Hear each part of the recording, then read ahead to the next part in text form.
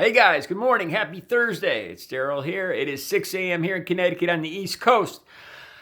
Again, I need to talk about Donald Trump, the growing second wave corona crisis that we are going to be facing inevitably, and how my state, our little tri-state area here, is dealing with this. As you guys know, across the country, you probably know that New York, New Jersey, and Connecticut peaked. We had incredibly high numbers for back in March, April, mostly March and April. Connecticut was 10th as far, at one point, was 10th as far as total cases in the state. For a small state, that was a huge amount. And for deaths, at one point was like third. And we have fallen way down. I think today we're 17th, and that is because other states are now coming up the list. I don't know if this has anything to do with it. Of course, a lot of these states, besides for California, are almost all red states, Trump-supporting states. These are all the states that rushed out, that poo-pooed the social distancing, and I think now they're paying a price for it. We look at Donald Trump, and I can't believe that even one single American is supporting a president that is cutting funding for testing sites. Testing, like I said in yesterday's video, is a tool to get a hold on this virus and help America get back on its feet. And for him to cut this back right now, as some of these states have had record numbers yesterday, is nothing short of criminal. And I don't possibly see how any rational American can support this at this point. Basically, what I see him doing is he's decided to just ignore it, just turned a blind eye to it, and allow it. And he knows that with this rising infection rate right now, that's going to lead to a record number of deaths in October, November. This is going to be something that he cannot ignore. I think he thinks that he could just plow through the dead bodies until the supposed vaccine comes out in who knows when. Dr. Fauci is saying probably sometime maybe in February if we're lucky, January or February, maybe December. And I think Donald Trump's basic, who knows what his plan is. I don't think he doesn't have a plan.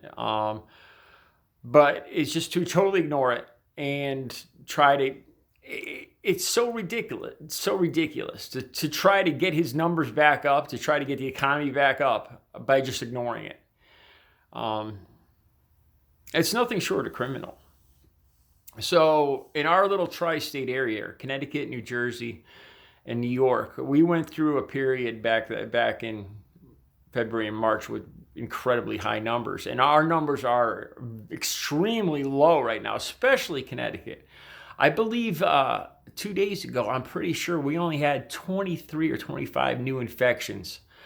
I think it was maybe Tuesday. We're down to about 100, 120 new infections a day, which is considerably lower than we were before. And as you guys know, I was able to have my surgery because the hospitals opened up again for elective surgery. They're now talking about very soon stopping all the elective surgeries in Texas and Arizona. They're running out of hospital space. This morning, I saw in the news that Arizona is going to be out of hospital beds within a couple days. This isn't something that Trump can ignore. His basic plan, his MO here, is to just ignore American lives, American death and suffering, and just ignore it and try to plow through it like it didn't exist. There is no plan, because as this continues to climb, which it will, especially with cutting back the testing, and we're going to have to go back to the social distancing with strict rules. It's not going to be something you can ignore. The death rate, and with the hospitals being full pretty soon, and then here's something that Trump can't ignore: the Dow Jones and all the stock market went down considerably yesterday, and as we know, that's something he cares about. So he's on TV just lying to his base.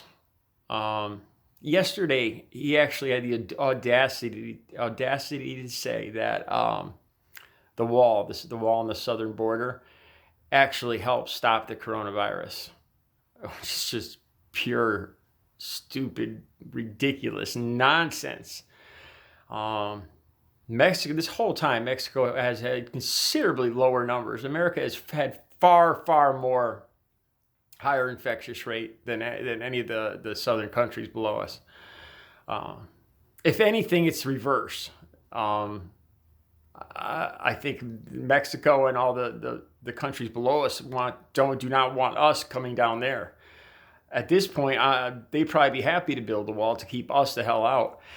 And while I'm on that subject, I believe the EU, the European Union, is seriously considering barring Americans from coming over there. So Trump here is the only one ignoring this. Anyway, back again to what I was saying about Connecticut, New York, and New Jersey. Our governors, if they haven't already, they're seriously considering